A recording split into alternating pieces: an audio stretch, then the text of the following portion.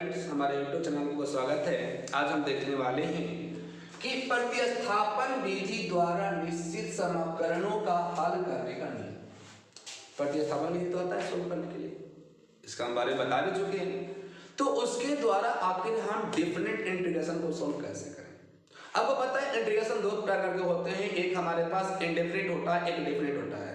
यानी एक हमारा अनिश्चित होता है, एक हमारे पास निश्चित होते हैं। निश्चित जो समीकरण होता है एक हमारे पास मुख्य वैल्यू देता है। आपको पता है कि निश्चित समीकरण का यूज किया जाता है एरिया निकालने के लिए।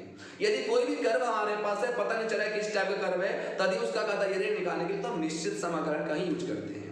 निश्चित समीकरण का जनरल आप जानते हैं कि कोई भी समीकरण हमारे पास a to b f(x) and to dx है ना, जहां इसको बोलते हैं क्या, लोअर लिमिट, और ये हमारे पास क्या बच्चों, upper limit.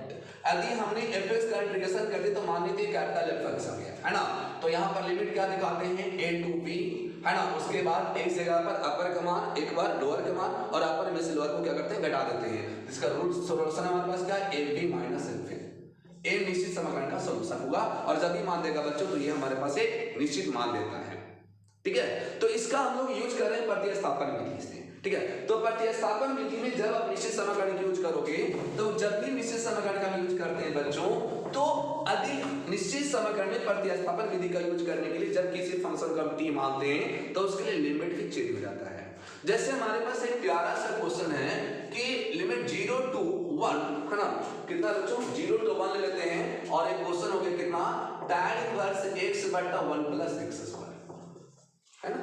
0 to 1 tan inverse x बटा 1 प्लस x स्क्वायर, इसको कहता है आप सोल्व करें।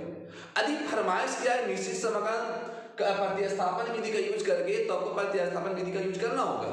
नहीं बोलता है तो कैसे बना दे, तो हालांकि बिना प्रतिस्थापन विधि से बन ही नहीं सकता, क्योंकि tan इनवर्स x का 1 प्लस x 1 बटा 1 प्लस x स्क्वायर डिफरेंशिएबल है।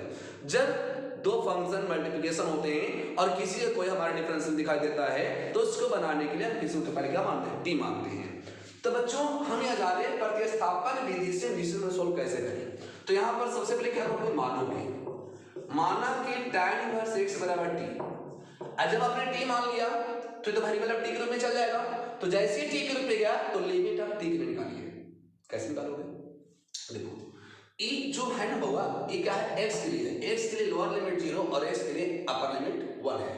तो यहां से जब t के मान निकाल रहे हो लोअर अपर के लिए, तो देखो क्या करोगे, यदि हमारे पास x बराबर 1 है, यदि हमारे पास x बराबर 1 है, यानी x के लिए अपर लिमिट जब 1 है तो t के लिए अपर लिमिट क्या होगा, तो t के लिए अपर लिमिट हो जाएगा tan इनवर्स 1, और tan इनवर्स 1 का मान कितना था, पाई बटा 4। सो हम कह देंगे, तो कह देंगे t का मान कितना होगा बच्चों, पाई बटा 4। और यदि हमारे पास लोअर लिमिट x के लिए लोअर लिमिट कितना है, 0, तो t के लिए लोअर लिमिट कितना हो जाएगा, tan 0, और tan 0 का मान कितना, 0 है ना।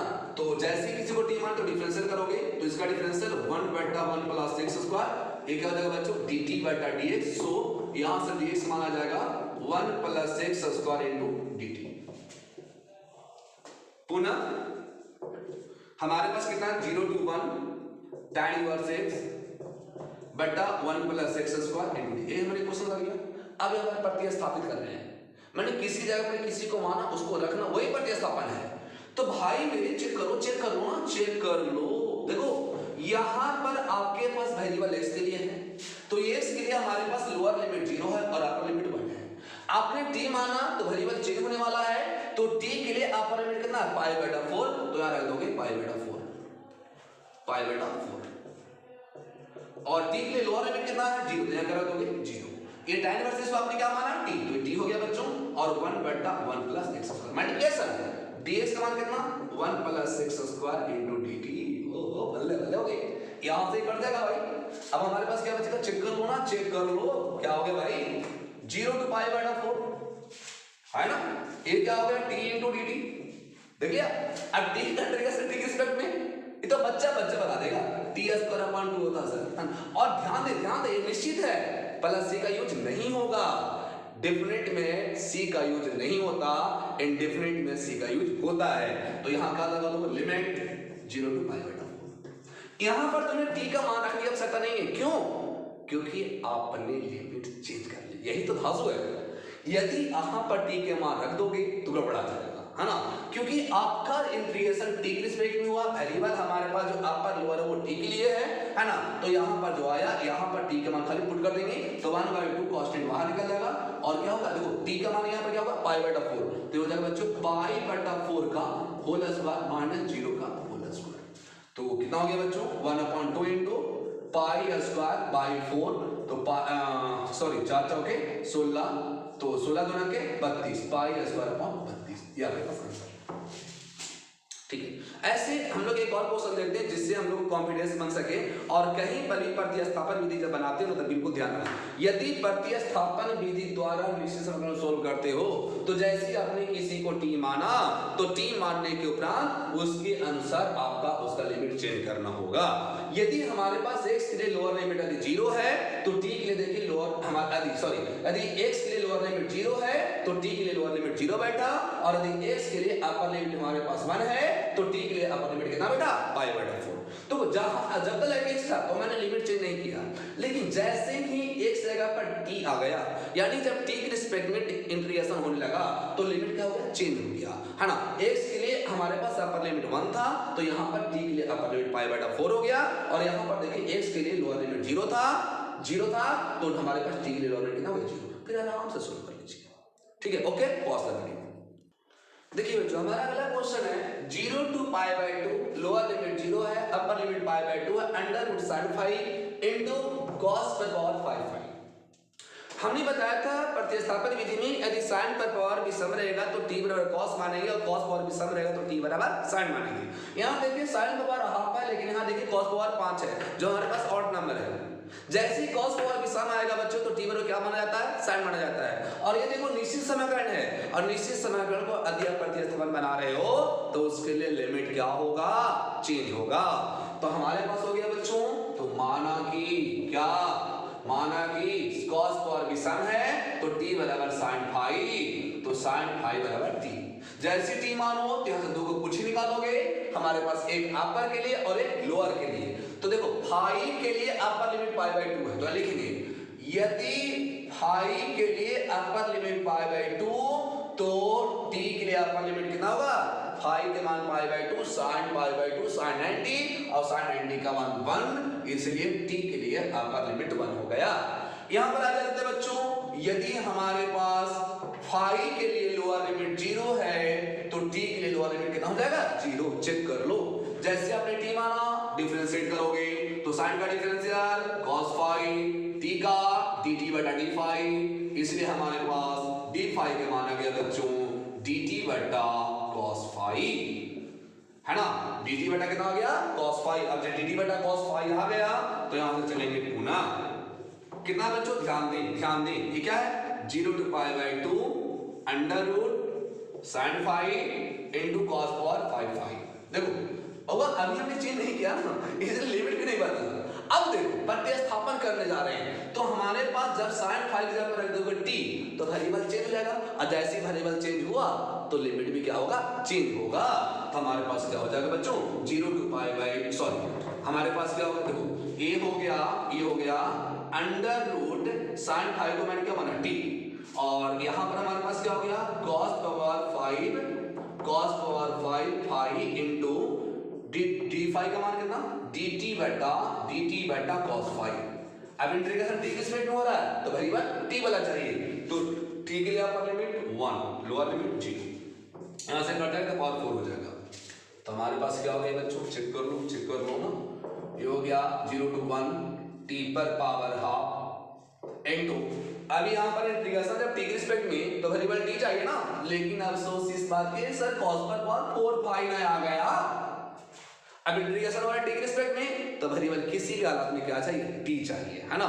तो आपके पास जब sin phi का मान t है तो cos phi का मान निकाल दोगे, अतः इसको आप लिख दोगे बच्चों क्या 0 to 1 t पर पावर हाफ इनटू ये हो जाएगा 1 माइनस साइन स्क्वायर phi का होल स्क्वायर इनटू dt, है ना।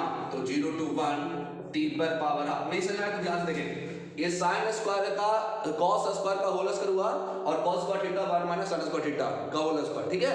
और sin phi का मान कितना बच्चों, sin phi का मान t, तो हमारे पास क्या हो गया देखो 1 माइनस टी स्क्वायर का whole square into D T.